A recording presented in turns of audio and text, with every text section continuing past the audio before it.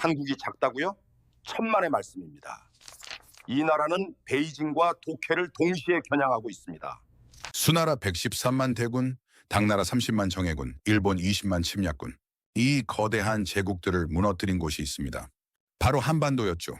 그런데 놀라운 건 이 일이 과거에만 일어난 게 아니라는 겁니다. 2025년 지금도 강대국들은 한국 앞에서 멈춥니다. 중국 해군 함대가 한반도 근처에서 더 이상 전진하지 못합니다. 일본 전투기들이 북상을 멈추고 맴돌죠.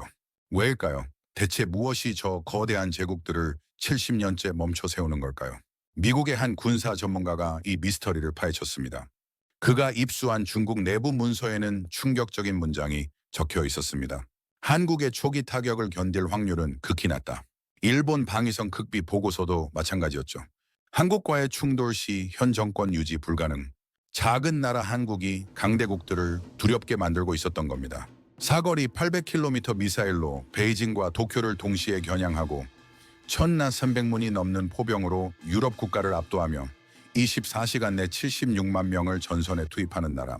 제국을 무너뜨렸던 그 DNA가 2024년 지금도 살아 숨쉬고 있었습니다. 한 미국인 전문가가 1년간 추적한 끝에 내린 결론. 한국은 작지 않다. 한국은 제국을 멈춘다. 지도를 보면 한국은 작습니다. 남한 면적은 미국 켄터키주보다 작죠. 그런데 이상했습니다. 왜 중국은 한국 주변에서 함부로 움직이지 못할까요? 왜 일본은 한국과의 충돌을 극도로 경계할까요? 저는 그 이유를 몰랐습니다. 그날까지는요. 저는 마이클 스탠튼 52세입니다. 동북아 억제 전략 전담 분석관으로 이 지역을 20년 넘게 들여다봤습니다. 포병, 미사일, 전략 억제 분야에서만 300건 이상의 보고서를 작성했죠. 그런 제가 한국을 오판했습니다. 2024년 11월 3일 새벽, 제 책상 위에는 빨간 봉투가 놓여 있었고 그 위에는 선명하게 기밀 표시가 찍혀 있었습니다. 저는 20년 경력 동안 수없이 많은 기밀 문서를 다뤄왔지만 이상하게도 그날만큼은 봉투를 뜯기 전부터 심상치 않은 예감이 들었습니다. 봉투를 천천히 열어 첫 장을 펼치자 단 한 줄의 제목이 제 눈앞에 나타났죠. 동북아 충돌 가능성 12배 증가. 숫자는 결코 거짓말을 하지 않습니다. 12배라는 수치는 단순한 경고 수준이 아니었고 이건 누군가 곧 일어날 일을 예고하고 있다는 의미였습니다. 보고서를 한 장 한 장 넘기면서 저는 상황의 심각성을 실감할 수 있었습니다. 중국 해군이 움직이고 있었고 동해 접근 빈도가 평시 대비 급증했으며 일본 항공자위대는 이미 비상배치 상태에 들어가 있었습니다. 더욱 놀라운 건 미사일 전개 속도였는데 평시보다 무려 3배나 빨라진 상태였죠. 저는 즉시 전화기를 들어 긴급 회의를 소집했고 이건 더 이상 관망할 수 있는 상황이 아니라는 판단이 섰습니다. 2시간 후 국제안보분석센터 회의실에는 미국, 일본, 유럽에서 온 최고 수준의 분석가 14명이 모여들었고 모두 긴장한 표정으로 한 가지 주제에만 집중했습니다. 만약 한반도에서 충돌이 발생한다면 우리는 어떻게 대응해야 하는가? 일본에서 온 군사 전문가가 먼저 입을 열었는데 그의 목소리는 침착했지만 확신에 차 있었습니다. 한국군의 대응 능력은 기본적으로 제한적이며 방어 중심의 전략을 취하고 있습니다. 유럽의 한 전략가도 고개를 끄덕이며 동의했죠. 맞습니다. 한국은 공격 능력보다는 방어 태세에 집중해온 나라입니다. 저 역시 그들의 의견에 동의하고 있었습니다. 20년간 제가 작성해온 모든 보고서가 같은 결론을 내리고 있었으니까요. 한국은 방어적이고 조심스러우며 공격적 작전 수행 능력은 제한적이다. 그게 제 확신이었고 그게 국제 군사 전문가 사회의 정설이었습니다. 하지만 이상하게도 회의가 진행되는 동안 뭔가 찜찜한 느낌을 지울 수 없었고 마치 우리가 중요한 퍼즐 한 조각을 놓치고 있다는 직감이 계속해서 저를 괴롭혔습니다. 회의가 끝나고 제 집무실로 돌아왔을 때 모니터 세대가 실시간으로 깜빡이며 각종 정보를 쏟아내고 있었습니다. 중국 해군의 이동 동선, 일본 전투기들의 비행 경로, 각국 정보망에서 감지되는 비정상적 신호들. 모든 데이터가 한 방향을 가리키고 있었는데 그건 바로 전쟁이었습니다. 저는 며칠 전 입수한 중국 전략연구소의 내부 보고서를 다시 꺼내 들었고 그 안에서 한 문장이 유독 제 눈길을 끌었습니다. 한국의 초기 반응은 감정적이고 강렬하지만 장기적인 전쟁 수행 능력은 현저히 낮은 것으로 판단된다. 일본 방위성에서 나온 자료도 비슷한 논조였는데 한국군의 공격 전력은 언론을 통해 과장되었으며 실제 작전 능력은 제한적이라고 평가하고 있었습니다. 그들은 한국을 명백히 과소평가하고 있었습니다. 아니, 정확히 말하자면 우리 모두가 그랬던 겁니다. 밤 11시가 넘어서였습니다. 갑자기 레이더 신호음이 요란하게 울려 퍼졌고 긴급 상황실에서 급보가 들어왔습니다. 중국 구축함 3척이 민감 수역으로 빠르게 접근하고 있었고 이에 대응해 일본 전투기 편대가 긴급 출격 명령을 받았다는 내용이었습니다. 제 앞 화면에 표시되는 숫자들이 실시간으로 변하기 시작했고 충돌 확률이 순식간에 47%까지 치솟았습니다. 이건 단순한 훈련이 아니었고 양측 모두 진짜로 대치하고 있었습니다. 바로 그때였습니다. 비서가 급하게 문을 두드리며 들어왔고 손에는 또 다른 봉투를 들고 있었습니다. 스탠튼 박사님, 방금 도착한 긴급 문서입니다. 저는 봉투를 건네받으며 표지를 확인했는데 거기에는 선명하게 이렇게 적혀 있었습니다. 한국 장거리 타격 교리 분석 마이너스 최고 기밀. 저는 순간 멈칫했습니다. 한국이 장거리 타격 교리를 운용한다고? 방어 중심의 나라가 장거리 공격 체계를 갖추고 있다는 겁니까? 이건 제가 알던 한국이 아니었습니다. 저는 천천히 봉투를 뜯으며 속으로 중얼거렸습니다. 이 문서. 그냥 넘겨선 안 될 것 같은데. 저는 그 문서를 펼치면서도 여전히 회의적이었습니다. 한국이 장거리 타격 교리를 운용한다는 것 자체가 제 머릿속 논리 구조와 맞지 않았거든요. 20년간 쌓아온 제 분석 틀에서 한국은 언제나 방어 중심의 국가였고 주변 강대국들의 압박 속에서 조심스럽게 균형을 유지하는 나라였습니다. 그런 나라가 장거리 공격 체계를 갖추고 있다. 말이 안 된다고 생각했죠. 아마도 과장되거나 부풀려진 정보일 거라고 속으로 결론 지으며 첫 페이지를 넘겼습니다. 그런데 첫 줄을 읽는 순간 제 손이 멈췄습니다. 현무-4 탄도미사일, 최대 사거리 800km 이상, 관통력 증가형 탄두 장착, 정밀 타격 능력 보유. 저는 그 문장을 다시 읽었습니다. 800km라는 숫자가 의미하는 바를 정확히 알고 있었거든요. 그건 베이징까지 닿는 거리였고 도쿄까지도 충분히 커버하는 사거리였습니다. 저는 다음 페이지로 넘어갔고 거기에는 더욱 충격적인 내용이 기다리고 있었습니다. 현무 미사일의 전개 속도, 명중 정밀도를 나타내는 원형 공산 오차 수치, 그리고 실전 배치된 발사대 숫자. 모든 데이터가 너무나 구체적이었고 너무나 현실적이었습니다. 저는 의자에 깊숙이 몸을 기댄 채 천장을 바라보며 생각에 잠겼습니다. 이 수치들이 정확하다면 한국은 단순히 방어만 하는 나라가 아니었습니다. 한국은 언제든지 주변국의 심장부를 타격할 수 있는 능력을 갖추고 있었던 겁니다. 이건 방어 개념이 아니었습니다. 이건 억제 전략이었고 그것도 매우 공격적이고 선제적인 형태의 억제였습니다. 제가 그동안 한국을 얼마나 잘못 이해하고 있었는지 깨닫기 시작했죠. 다음 섹션으로 넘어가자 K-9 자주포에 관한 상세 분석이 나왔습니다. 저는 K-9에 대해서는 어느 정도 알고 있다고 생각했습니다. 우수한 자주포라는 정도의 인식이었죠. 하지만 문서에 적힌 내용은 제 예상을 훨씬 뛰어넘었습니다. 한국군이 보유한 K-9 자주포가 1,300문이 넘는다는 사실, 분당 발사 속도와 사거리, 그리고 무엇보다 놀라운 건 화력 밀도 그래프였습니다. 저는 그 그래프를 보면서 잠시 숨을 멈췄습니다. 단일 포병 여단이 생성할 수 있는 화력 밀도가 유럽의 웬만한 국가 전체 포병 전력을 압도하는 수준이었거든요. 이건 대체 어떻게 된 겁니까? 저는 무의식 중에 중얼거렸고 제 목소리가 텅 빈 사무실에 울려 퍼졌습니다. 1,300문이 넘는 자주포를 동시에 운용할 수 있다는 건 단순히 장비를 많이 보유했다는 의미가 아니었습니다.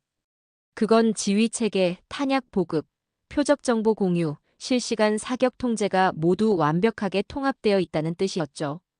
이 정도 규모의 포병 전력을 실제로 작전에 투입할 수 있다면 그건 방어가 아니라 명백한 공격 능력이었습니다. 저는 다음 날 아침 일찍 긴급 전문가 회의를 다시 소집했습니다. 회의실에 모인 사람들에게 제가 밤새 분석한 한국 문서의 핵심 내용을 브리핑했고, 처음에는 모두가 침묵했습니다. 일본에서 온 분석가가 먼저 입을 열었는데 그의 목소리에는 명백한 당혹감이 묻어 있었습니다. 이 수치들이 정말 정확한 겁니까? 좀 과장된 거 아닌가요? 저는 고개를 저었습니다. 아닙니다.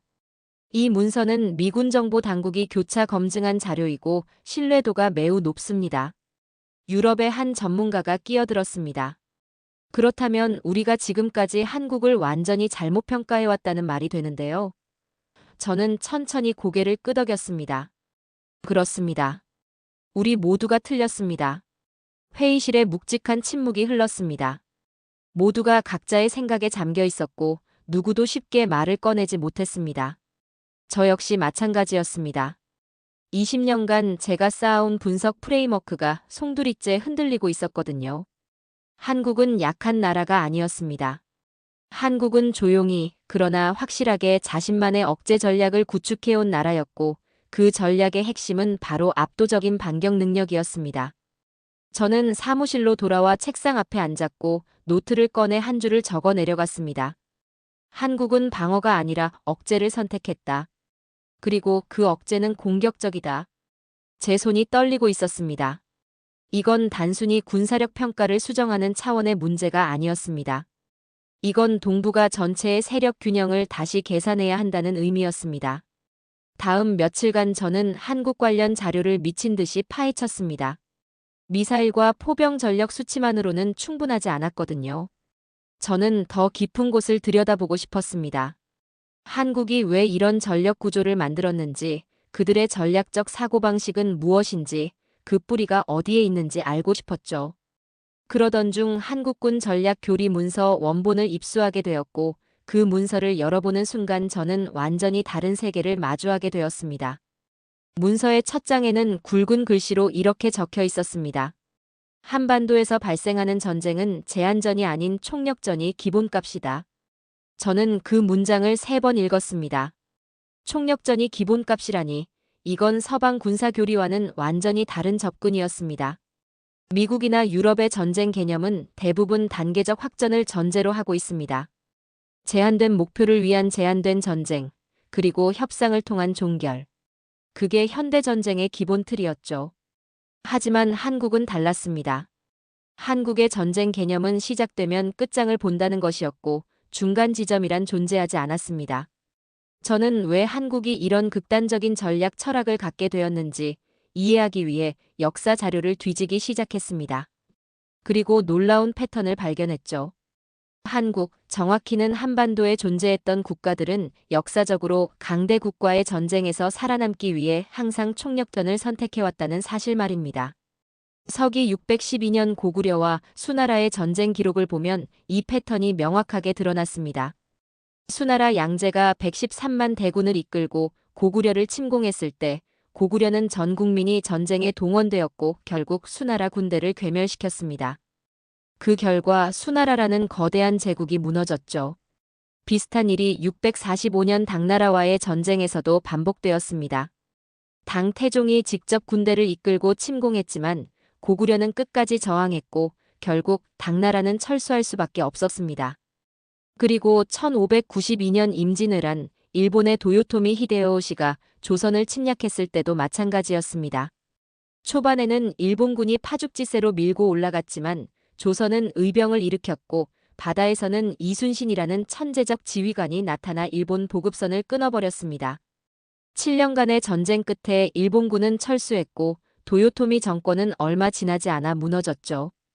저는 이 역사적 사례들을 정리하면서 하나의 명확한 결론에 도달했습니다. 한반도의 국가들은 강대국을 상대할 때 절대 굴복하지 않았고 전쟁이 시작되면 모든 것을 걸었으며 그 결과 침략한 제국들이 오히려 치명적 타격을 입었다는 것입니다. 한번 건드리면 제국이 무너진다. 저는 노트에 이 문장을 적으며 소름이 돋는 걸 느꼈습니다. 이건 과장이 아니라 역사적 팩트였거든요. 그리고 깨달았습니다. 현대 한국군의 전략 교리는 이 역사적 DNA를 그대로 계승하고 있다는 것을요. 현무미사일 K-9 자주포, 압도적인 화력 밀도, 빠른 동원 체계. 이 모든 것이 총력전이라는 하나의 철학으로 수렴되고 있었습니다. 한국은 전쟁을 원하지 않지만 전쟁이 터지면 모든 것을 쏟아붓겠다는 의지를 군사력으로 구현해 놓은 겁니다. 저는 이 분석 결과를 가지고 미국 국방부 산하 군사자문팀과 긴급 화상회의를 가졌습니다. 회의에는 미 육군전략사령부 출신 장성 2명과 국방대학교 교수진, 그리고 중앙정보국 동아시아 담당 분석관들이 참여했습니다. 저는 제가 발견한 내용을 조심스럽게 설명하기 시작했고, 특히 한국의 총력전 개념과 역사적 패턴에 대해 집중적으로 이야기했습니다. 처음에는 모두 회의적이었습니다. 한 장성이 말했죠. 스탠튼 박사, 역사는 역사고 현대전은 다릅니다. 과거의 패턴을 현재에 그대로 적용하기는 어렵지 않습니까? 저는 고개를 저었습니다. 아닙니다. 한국은 그 패턴을 의도적으로 현대화했습니다. 그들의 군사 교리를 보십시오. 총력전 개념이 그대로 살아있습니다. 중앙정보국 분석관이 끼어들었습니다. 그렇다면 박사님 결론은 무엇입니까? 저는 잠시 침묵했다가 천천히 입을 열었습니다. 한국은 단순한 지역 강국이 아닙니다. 한국은 결전 국가입니다. 전쟁을 피하지만 전쟁이 시작되면 끝장을 보는 나라죠. 회의실에 정적이 흘렀습니다. 모두가 제 말의 무게를 느끼고 있었습니다. 그때 한장성이 조용히 물었습니다. 그렇다면 중국과 일본은 이 사실을 알고 있을까요? 저는 고개를 끄덕였습니다. 알고 있습니다. 그래서 70년간 아무도 한반도에서 함부로 움직이지 못한 겁니다. 회의가 끝난 후 저는 혼자 남아 동북아 지도를 펼쳐놓고 한참을 들여다봤습니다. 한국을 중심으로 원을 그려보니 현무미사일의 사거리가 베이징과 도쿄를 완벽하게 커버하고 있었습니다. K-9 자주포의 전개 위치도 마찬가지였죠. 한국은 지리적으로 작은 나라였지만 그 작은 땅에서 뿜어져 나오는 화력은 주변 강대국들의 심장부를 겨냥하고 있었습니다. 저는 마침내 이해했습니다. 중국과 일본이 한국을 조심하는 이유를요. 그건 한국이 약해서가 아니었습니다. 한국을 건드리는 순간 감당할 수 없는 대가를 치러야 한다는 걸 그들도 알고 있었던 겁니다. 제가 한국에 대한 새로운 인식을 갖게 된 지 일주일쯤 지났을 때 국제 정세는 묘한 방향으로 흘러가기 시작했습니다. 일본 정부 출처로 알려진 보고서 하나가 각국 언론과 군사 전문가 네트워크를 통해 유출되기 시작했거든요. 그 보고서의 제목은 간단했습니다. 한국 군사력 재평가 과장과 실제. 저는 그 보고서를 처음 받아봤을 때부터 뭔가 석연치 않은 느낌을 받았습니다. 보고서는 표면적으로는 객관적인 분석처럼 보였지만 핵심 내용은 한국의 현무미사일과 K-9 자주포 전력이 실제보다 크게 과장되어 있으며 실전 운용 능력은 의심스럽다는 것이었습니다. 보고서에는 이런 문장들이 반복적으로 등장했습니다. 한국의 미사일 전력은 이론상 수치일 뿐 실제 전시 상황에서 제대로 작동할지 의문이다. 특히 동시 다발적 발사 능력과 정밀 타격 능력은 검증되지 않았다. 또 다른 부분에서는 K-9 자주포의 숫자는 많지만 실제 전장에서 1300문을 효율적으로 운용할 수 있는 지휘 통제 체계가 갖춰져 있는지는 확실하지 않다고 적혀 있었습니다. 저는 이 보고서를 읽으면서 점점 불편해졌습니다. 제가 직접 확인한 데이터와 너무 달랐거든요. 더 큰 문제는 이 보고서가 급속도로 확산되고 있다는 점이었습니다. 유럽의 여러 싱크탱크들이 이 보고서를 인용하기 시작했고 미국 내 일부 군사 전문가들도 이 내용을 근거로 한국 군사력을 재평가해야 한다는 의견을 내놓기 시작했습니다. 저는 보고서 뒤에 누가 있는지 조사해봤고 예상대로 일본의 방위 관련 로비 단체들이 깊숙이 관여하고 있다는 정황을 포착했습니다. 또 시작이군. 저는 혼잣말로 중얼거렸습니다. 이건 순수한 군사 분석이 아니라 정치적 의도가 개입된 정보전이었습니다. 그런데 더 놀라운 건 중국 쪽에서 나온 반응이었습니다. 베이징의 한 저명한 전략가가 국제 언론과의 인터뷰에서 이렇게 말했거든요. 한국은 감정적 반응은 매우 강하지만 장기적이고 지속적인 전쟁 수행 능력은 현저히 부족합니다. 한국군의 강점은 초반 대응력이지 총체적 전쟁 능력은 아닙니다. 이 인터뷰는 각국 주요 언론에 대대적으로 인용되었고 순식간에 한국 과대평가론이 국제군사 전문가 사회에 퍼져나가기 시작했습니다. 저는 점점 혼란스러워졌습니다. 제가 직접 분석한 데이터는 명확했습니다. 한국의 군사력은 결코 과장이 아니었고 오히려 그동안 과소평가되어 왔던 게 사실이었습니다. 그런데 왜 갑자기 이런 반대 방향의 주장들이 쏟아져 나오는 걸까요? 저는 밤늦게까지 사무실에 앉아 담배를 피우며 생각에 잠겼습니다. 담배 연기가 천장으로 올라가는 걸 멍하니 바라보면서 한 가지 가능성이 떠올랐습니다. 혹시 중국과 일본이 의도적으로 한국을 과소평가하는 분위기를 만들려는 건 아닐까? 다음 주에 열린 국제군사포럼은 그야말로 격전장이었습니다. 주제는 동북아 군사 균형의 재평가였고 각국에서 온 최고 수준의 전문가 50여 명이 참석했습니다. 저는 발표자가 아니라 방청석에 앉아 있었지만 토론 내용을 들으면서 점점 더 답답함을 느꼈습니다. 일본에서 온 한 전직 장성이 발언권을 잡더니 단호한 목소리로 말했습니다. 한국군은 종이 호랑이입니다.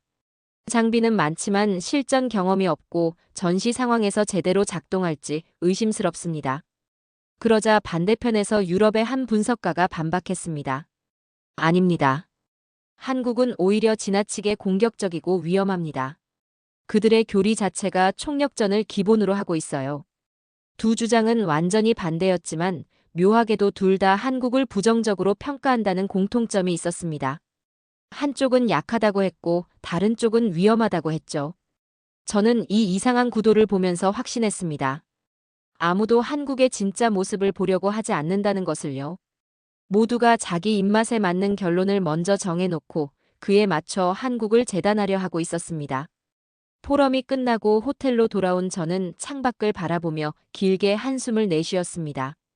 내 안에서 거대한 갈등이 일어나고 있었습니다. 혹시 제가 한국을 과대평가한 건 아닐까? 제가 본 데이터가 일부만 보여주는 편향된 정보는 아니었을까? 20년간 쌓아온 제 분석 경력이 이 순간 저를 의심하게 만들고 있었습니다. 하지만 동시에 다른 목소리도 들렸습니다. 숫자는 거짓말을 하지 않는다. 내가 본 현무미사일 데이터, K-9 전력 배치, 한국의 전략 교리. 그 모든 게 명확했다. 저는 책상 앞에 앉아 노트를 펼쳤습니다. 그리고 두 개의 컬럼을 만들었습니다. 왼쪽에는 한국 과소평가론의 근거들을, 오른쪽에는 제가 직접 확인한 사실들을 적어 내려가기 시작했습니다. 몇 시간 동안 정리한 결과 명확한 패턴이 보였습니다. 한국을 과소평가하는 주장들은 대부분 추측과 가정에 기반하고 있었지만 제가 확인한 데이터들은 구체적인 숫자와 검증된 사실에 기반하고 있었습니다. 새벽 3시가 넘어서였습니다. 저는 마침내 결심했습니다. 나는 추측이 아니라 진실을 본다. 저는 이 문장을 노트맨 위에 굵게 적어 넣었습니다. 그리고 오래전부터 연락을 주고받던 미군 정보장교에게 긴급 메시지를 보냈습니다. 한국 전력에 대한 실측 데이터가 필요합니다. 가장 최신의 가장 정확한 자료를 구해주실 수 있겠습니까? 메시지를 보내고 나서 저는 창밖을 바라봤습니다. 동이 트기 시작하고 있었습니다. 저는 더 이상 남들의 분석이나 정치적으로 포장된 보고서를 믿지 않기로 했습니다. 제 눈으로 직접 확인하겠다고 결심했습니다. 진실은 언제나 숫자 속에 있습니다. 그리고 저는 그 숫자를 찾아낼 겁니다. 저는 첫 번째 파일을 열었고 그 순간 제 모든 의심이 산산조각 났습니다.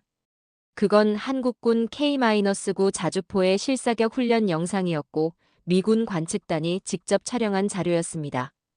영상은 야간 사격 장면으로 시작되었습니다. 어둠 속에서 K-9 자주포들이 일제히 불을 뿜어냈고 그 광경은 마치 거대한 불꽃놀이처럼 장관이었습니다. 하지만 저를 놀라게 만든 건 화려함이 아니라 정확성이었습니다. 영상 하단에 표시된 데이터를 보니 포탄 낙하 지점의 편차가 평균 0.9m에 불과했습니다. 이건 유럽 기준으로는 거의 기적에 가까운 수치였습니다. 더 놀라운 건 이동 사격과 편제 전환 속도였습니다. K-9 부대가 사격 위치에서 다음 위치로 이동하는 데 걸린 시간이 3분도 채 되지 않았고 그 과정이 마치 하나의 유기체처럼 매끄럽게 진행되었습니다. 저는 영상을 멈추고 다시 처음부터 재생했습니다. 이건 단순히 장비가 우수하다는 차원이 아니었습니다. 이건 시스템이었고 수십 년간 훈련하고 다듬어온 전투 예술이었습니다. 저는 혼잣말로 중얼거렸습니다. 유럽 어떤 나라도 이 속도를 따라잡지 못합니다. 두 번째 파일은 현무 미사일의 실전급 시험 비행 궤도 분석 자료였습니다. 저는 파일을 열자마자 화면에 표시된 비행 경로를 보고 숨이 멎는 듯한 충격을 받았습니다. 현무 미사일은 단순한 탄도 궤적을 따르지 않았습니다.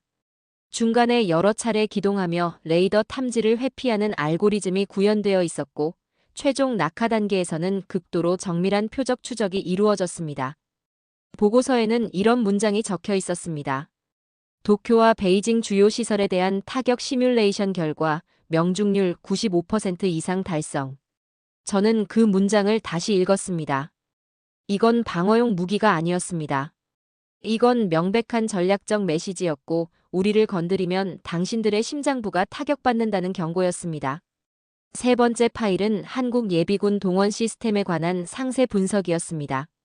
저는 이 부분에서 가장 큰 충격을 받았습니다.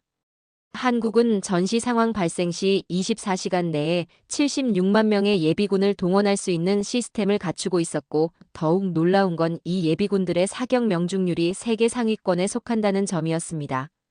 보고서 작성자는 미군 대령이었는데 그는 보고서 말미에 이렇게 적어 놓았습니다. 한국은 전투의식을 국가 시스템으로 만들어낸 유일한 나라다. 저는 의자에 깊숙이 몸을 기댄 채 천장을 바라봤습니다. 전투의식을 시스템으로.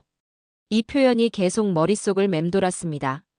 한국은 단순히 군대를 키운 게 아니었습니다. 한국은 국가 전체를 하나의 거대한 억제 무기로 만들어 놓은 겁니다. 군인만이 아니라 예비군, 민방위, 심지어 일반 시민들까지도 유사시 전투 체계에 편입될 수 있도록 수십 년간 준비해 온 겁니다. 며칠 후 저는 또 다른 결정적 자료를 입수했습니다. 한국방산 엔지니어들과의 비밀 인터뷰 기록이었습니다.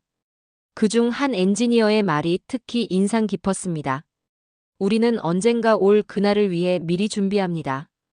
우리는 절대 먼저 쓰지 않습니다. 하지만 쓰면 끝입니다. 저는 이 문장을 읽으면서 온몸에 전율이 흐르는 걸 느꼈습니다. 이건 기술자의 말이 아니었습니다. 이건 철학이었고 신념이었으며 생존을 위한 절대적 의지였습니다. 저는 노트를 꺼내 새로운 결론을 적기 시작했습니다. 한국은 전쟁을 원하지 않지만 전쟁을 두려워하지 않는다. 그리고 그 아래 영어로 굵게 적었습니다. 디터런스 바이 데버스테이션. 파괴적 억제 전략. 이게 한국의 본질이었습니다. 조용하지만 절대적이고 평화를 추구하지만 전쟁 준비는 완벽하며 공격받으면 상대를 완전히 무너뜨릴 능력을 갖춘 나라. 저는 창밖을 바라보며 생각했습니다. 한국이 두려운 이유는 기술 때문이 아니구나. 의지 때문이구나. 제가 한국의 진짜 모습을 이해하기 시작했을 무렵, 마치 제 분석을 시험하려는 듯 실제 위기가 찾아왔습니다. 그건 2024년 11월 17일 저녁이었고, 저는 사무실에서 일상적인 정보 모니터링을 하고 있었습니다. 그런데 갑자기 레이더 추적 시스템에서 경보음이 울리기 시작했고, 화면에 표시된 정보는 제 예상보다 훨씬 심각한 상황을 보여주고 있었습니다. 중국 해군 함대가 비정상적으로 움직이고 있었습니다. 구축함 5척과 호위함 3척으로 구성된 함대가 동해의 민감한 수역을 향해 빠른 속도로 접근하고 있었고, 이건 단순한 훈련이나 통상적인 순찰 경로가 아니었습니다. 저는 즉시 관련 부서에 연락을 취했고, 돌아온 답변은 제 불안감을 더욱 증폭시켰습니다. 상황이 심상치 않습니다. 이건 의도된 움직임으로 보입니다. 저는 화면을 응시하며 속으로 중얼거렸습니다. 드디어 올 것이 왔군. 1시간도 지나지 않아 일본 항공자위대가 비상 출격 명령을 내렸다는 정보가 들어왔습니다. 전투기 12대가 긴급 이륙했고 공중급류기까지 동원된 것으로 보아 이건 단순한 경계 태세가 아니라 실제 대치 상황에 대비한 것이었습니다. 제 앞 모니터에는 실시간으로 각국의 움직임이 표시되고 있었고 긴장도를 나타내는 지수가 순식간에 레벨 5까지 치솟았습니다. 레벨 5는 충돌 직전 단계를 의미했습니다. 국제안보분석센터 긴급상황실에는 순식간에 20명이 넘는 분석가들이 모여들었고 모두가 각자의 화면을 주시하며 긴장한 표정으로 상황을 추적하고 있었습니다. 저는 유럽에서 온 동료에게 물었습니다. 이 상황 어떻게 보십니까? 그는 고개를 저으며 답했습니다. 최악입니다. 양측 모두 후퇴할 명분이 없어요. 누군가 먼저 물러서야 하는데 지금 분위기로는. 그는 말을 잇지 못했지만 저는 그가 무슨 말을 하려는지 알고 있었습니다. 바로 그때 한국군의 움직임이 포착되기 시작했습니다. 처음에는 예상대로 방어 태세를 강화하는 것처럼 보였지만 자세히 들여다보니 뭔가 달랐습니다. 한국군은 공격적으로 전진하지도 않았고 그렇다고 수동적으로 방어만 하지도 않았습니다. 대신 매우 정교하고 계산된 패턴으로 전력을 배치하기 시작했는데 보고서에는 이게 대응 패턴 A-14라고 명명되어 있었습니다. 저는 처음 보는 대응 방식이었기에 즉시 미군 정보 당국에 문의를 넣었고 돌아온 답변은 놀라웠습니다. A-14는 한국군의 고유한 억제 대응 패턴입니다. 공격도 아니고 후퇴도 아닌 정확히 상대방의 다음 움직임을 봉쇄하는 포지셔닝이죠. 저는 실시간으로 업데이트되는 한국군 배치도를 보면서 경악을 금치 못했습니다. 현무 미사일 발사대들이 전략적 요충지로 이동했고 K-9 자주포 부대들이 순식간에 전개를 완료했으며 해군 함정들이 완벽한 삼각 편대를 구성하며 중국 함대의 진로를 차단하는 위치를 선점했습니다. 이 모든 게 1시간도 안 되는 시간에 이루어졌습니다. 그리고 놀라운 일이 벌어졌습니다. 중국 함대의 속도가 급격히 느려지기 시작한 겁니다. 처음에는 기술적 문제인가 싶었지만 곧 의도된 감속이라는 게 확인되었습니다.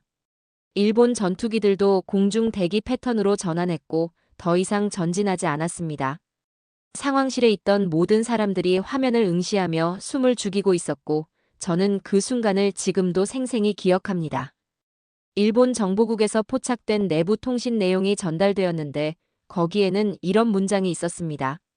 한국군의 전개 속도와 정확도가 예상을 벗어났다. 재검토 필요. 중국 쪽에서는 아무런 공식 발표가 없었지만 함대가 서서히 방향을 틀기 시작했다는 것만으로도 충분한 메시지였습니다. 자정이 지나자 상황은 급속도로 해소되기 시작했습니다. 중국 함대는 원래 항로로 복귀했고 일본 전투기들은 기지로 귀환했습니다.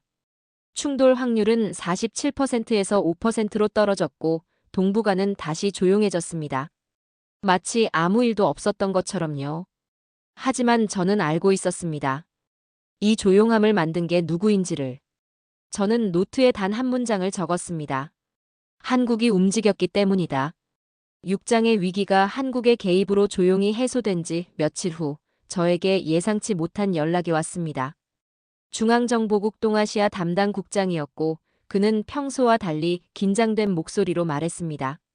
스탠튼 박사, 당신이 꼭 봐야 할 문서가 있습니다. 지금 바로 보안 회선으로 전송하겠습니다. 저는 암호화된 파일을 받아 열었고 제목을 보는 순간 심장이 크게 뛰는 걸 느꼈습니다. 중국 인민해방군 내부 보고서 한반도 전쟁 발발 시 예상 손실 분석. 이건 외부로 절대 유출되어서는 안 될 중국의 최고 기밀 문서였습니다. 저는 떨리는 손으로 첫 페이지를 넘겼고 첫 문장을 읽는 순간 제가 그동안 알고 있던 모든 것이 다시 한번 뒤집히는 느낌을 받았습니다. 한국의 초기 타격 능력을 고려할 때 우리 동부전구 주요 시설이 전쟁 개시 48시간 내에 무력화될 가능성이 매우 높으며 이를 견딜 수 있는 확률은 극히 낮다. 저는 이 문장을 3번 읽었습니다. 그 강대한 중국이 한국을 두려워하고 있었다는 겁니까? 보고서는 계속해서 더욱 충격적인 내용들을 담고 있었습니다. 베이징과 상하이를 포함한 주요 도시들이 한국의 미사일 사거리 안에 완전히 포함되어 있고 전쟁 발생 시 중국이 감당해야 할 인명피해와 경제적 손실이 상상을 초월하는 수준이라는 분석이었습니다. 저는 즉시 일본 관련 자료도 수소문했고 놀랍게도 비슷한 내용의 문서를 입수할 수 있었습니다. 일본 방위성 내부에서 작성된 극비 평가서였는데 거기에는 이런 문구가 적혀 있었습니다. 한국군의 반격 능력은 우리의 기존 평가를 훨씬 뛰어넘으며 만약 한국과의 직접적 충돌이 발생할 경우 현 정권의 유지가 불가능할 정도의 피해가 예상된다. 일본도 한국을 철저히 경계하고 있었던 겁니다. 저는 책상에 앉아 두 나라의 문서를 나란히 놓고 한참을 바라봤습니다. 겉으로는 한국을 과소평가하는 척했지만 내부적으로는 한국을 극도로 두려워하고 있었던 거죠.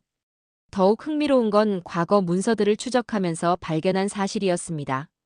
중국은 2010년대 초반까지만 해도 북부전구 작전 계획에 한국 관련 공격 시나리오를 포함시키고 있었습니다. 하지만 2015년을 기점으로 그 항목이 완전히 삭제되었고 대신 한국과의 충돌 회피라는 새로운 지침이 추가되었습니다. 일본 자위대도 마찬가지였습니다.